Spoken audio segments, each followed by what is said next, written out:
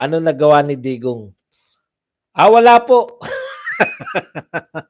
Sa dami, di na namin maisa-isa eh. Wala po nagawa si Digong. Imagination lang po namin yan lahat. Yung build.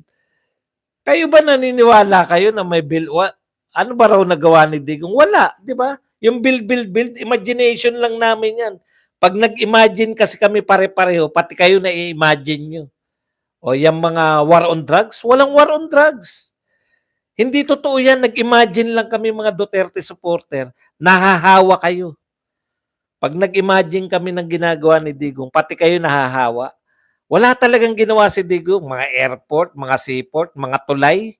Wala talaga yan. Imagination lang namin yan.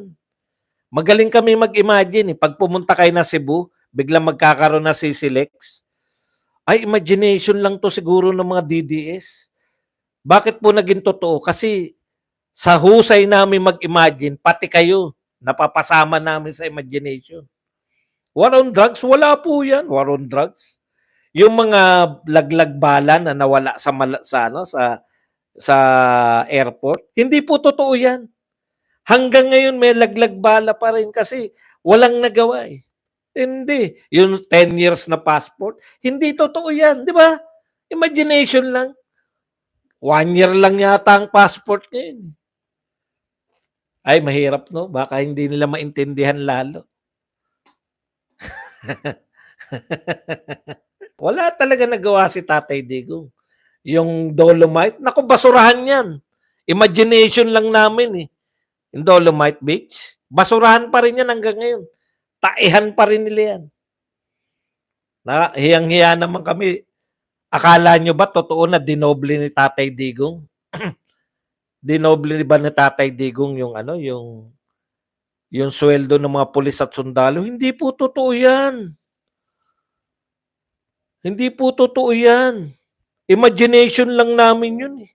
Doble ang sweldo. Imagination lang. Hindi, baka pag binaliktad mo, ma-realize nila. Okay na ba kayo ron? Wala nagawa, no? Kawawa naman kayo. Yung Skyway, Skyway na yan, lumilipad lang yata kami. Yung dadaan dyan, lumilipad lang kami. At build daw ni Ramon Ang. Kay Ramon Ang pala. Si Ramon Ang pala presidente. Sige. President Ramon Ang. Pang-ilang kaya si Ramon Ang na naging presidente? Hindi raw si Digong ang presidente. Si Ramon Ang daw yun. Okay na yan. Bakit kami kailangan magpaliwanag? Si Ramon Ang pala presidente niyo. Ano magagawa natin? Umiyak na yung mga hotline pa ni Digong. Masakit ang katotohanan na yung nagsasabi kung ano nagawa ng President Duterte. Pero nakinabang naman. Passport, driver's license, nakinabang ako. 316 proyekto, 41 lang ang nagawa. Okay 316, 41 lang nagawa. O 316 hindi na natapos. Ano ba talaga? Ayusin mo muna salita mo. 360 na proyekto, 41 lang ang nagawa. Ibig bang sabihin niyang 360 na yan, nasimulan na? Hindi lang natapos? O wala talaga nasimulan? Nasimulan na. Kaya namin binoto si Bongbong eh. Kasi sabi ni Bongbong, itutuloy ko. Ngayon, nung hindi tinuloy, sisisihin mo pa rin yung nagsimula. 41 lang daw natapos ni Tatay Digong. Sabihin mo na walang natapos para ano? Wala na natapos. Si BBM ba ilan na natapos? Wala nga nasimulan na kanya. Ribbon cutting lang daw. Si Pat Sabilio talaga. Pat Sabilio kanina si Ramon Ang yung sinabi mo. Ngayon, Duterte na. Baka pag kinwentahan pa kita, Skyway lang tayo. Mahirap kasi yung 316, 41 lang natapos. Skyway lang tayo. Alam nyo, bakit hindi kaya natapos ni Pinoy yung Skyway? Bakit si Duterte pa nakatapos? Hindi na si Ramon Ang Nagbago ka na statement, ha? Na-realize kasi ni Pat Sabilio, o nga, no? Hindi pwedeng magtayo si Ramon Ang ng sarili niya lang. Sige, kukwento ko sa'yo kung bakit. Alam mo kung bakit? Kasi hindi kayang lutasin ni Pinoy yung mga right of way. Bakit? Sangkatutak yung natapos ni Tatay Digong na hindi natapos ni Pinoy.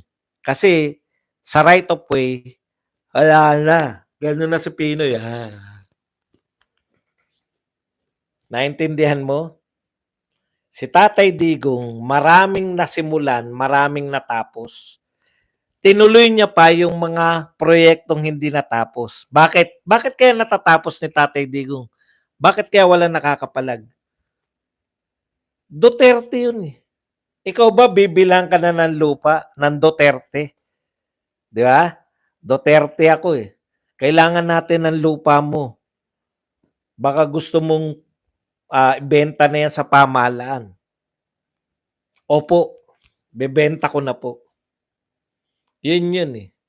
Yun yung epekto ng Duterte. Kay Pinoy, walang epektong ganun, kaya marami siyang hindi napatapos. Ilan na napatapos ni Pinoy? Isa. Sino may sabi? Si Leni Robredo. Ibig mo sabihin ba dong isa lang napatapos na highway ni Pinoy? Oo, isa lang ang natapos. Bakit? Wala ngang kakayahan din.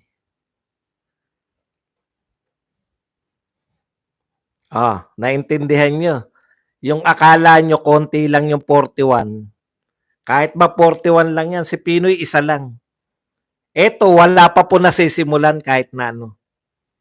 Ilan na natapos ni Marcos? Kinantsawan niyo yung 41. Ilan na natapos na dating proyekto ni Pinoy? Wala pa nga. Siguro dalawa pa lang.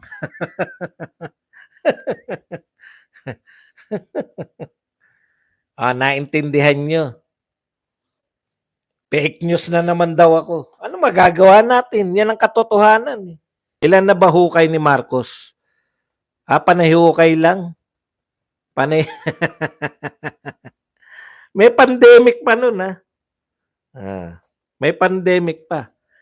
Wala eh. Wala kayong mapagmamalaki talaga. Yung iba maduduro nyo, yung mga ibang vlogger, si Badong hindi. Groundbreaking lang si BBM niya eh. Dito pa kayo magkakalat, ha? Sir Baz, iyon po uli, PDIC 117 billion pesos, Sir Baz. Ninakaw, sabi ni Rodriguez. Iboboto namin mga OFWs pagka senador si Pastor Kibuloy. Opo, marami pong panukala magaganda si Pastor Kibuloy. Tsaka ang gusto ko sa kanya, hindi niya iniinda na siya nakakulong. Iniisip niya pa rin yung, kasi tiwala talaga siya na gawa-gawa lang sa kanya eh. Laban na tamba sa Leyte, dinisqualify ng COMELEC. Tapos yung Amerikano tumatakbo ng senador, pinagtatanggol pa. Yun dapat ay disqualify nyo yung Amerikano. May passport, unya mga bangag vloggers, dili diay bayad, tonto. Mga BBM account robot. Yan, repost.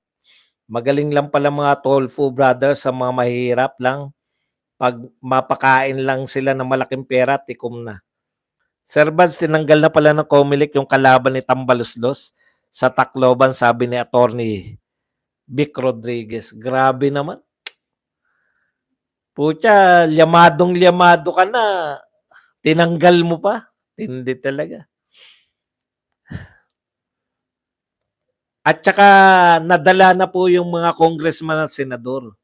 Kasi dati nang pinarusahan ni Donald Trump yan eh. Noong naging presidente si Biden, binaliktad ni Biden. Ito po real talk po tayo.